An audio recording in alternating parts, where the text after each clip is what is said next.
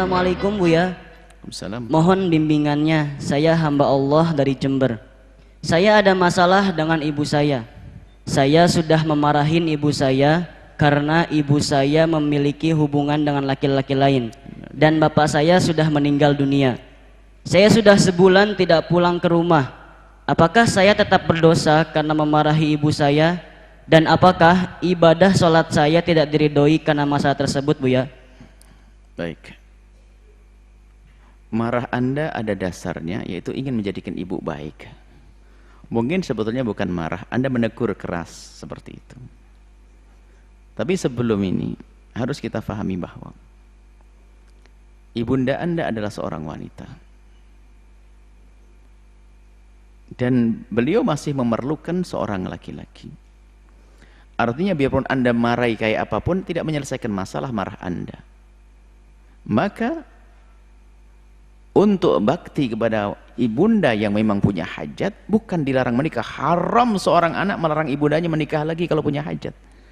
Himbau untuk mencari yang halal, bukan dimarahi saja. Ini urusan syahwat, urusan pribadi yang nggak bisa diwakilkan kepada siapapun.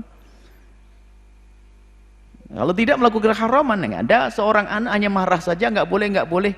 Ini satu hal yang nggak bisa diwakilkan ke siapapun. Anak pun nggak bisa menyelesaikan, nggak bisa, nggak mungkin. Karena urusan pribadi, urusan syahwat. Pintu halal buka. Makanya seorang anak harus paham, jika ibundanya atau ayahandanya, mungkin salah satu orang tuanya meninggal dunia, tidak boleh melarang, nggak ada hak melarang. Ini kadang-kadang kecemburuan. Kan ayah sudah meninggal, masa ibu nikah lagi? Ayah meninggal ahli sorga. Insya Allah begitu. Tinggal ibu dijaga, jangan sampai naudzubillah. Kejadian yang semacam itu biasanya karena anaknya tidak pernah membuka pintu ini. Sampai ada seorang wanita, ini kejadian, semoga ibunda Anda tidak sampai melakukan kehinaan. Ada seorang wanita, suaminya meninggal dunia.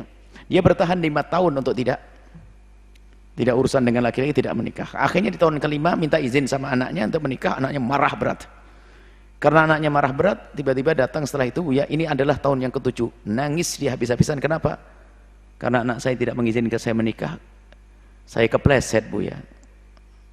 Kepleset masuk dalam wilayah zina. Ini anaknya nggak tahu diri, anaknya nggak ngerti hukum, nggak pernah ngaji. Ibundanya punya hajat pribadi, penuhi, dicarikan kalau perlu. Dibiayai kalau perlu, kalau ibunya fakir. Seperti itu. Bukan hanya dimarahi-marahi saja. Baik, kembali kepada pertanyaan. Kalau memang Anda marahnya hanya marah-marah saja, ya su'ul adab namanya. Beri solusi dong. Solusi, diajak bicara baik-baik. Anda minta maaf kepada beliau. Jangan sampai marah. Sholat Anda insya Allah terima, asalkan Anda berikrar untuk tobat. Tobatnya bagaimana? Anda menjadikan ibu Anda tidak dosa. Jadikan ibu Anda tidak dosa. Bagaimana? Diajak diskusi baik-baik. Kalau ibunda menghendaki betul, dicari jalan yaitu dengan halal pernikahan. Seperti itu.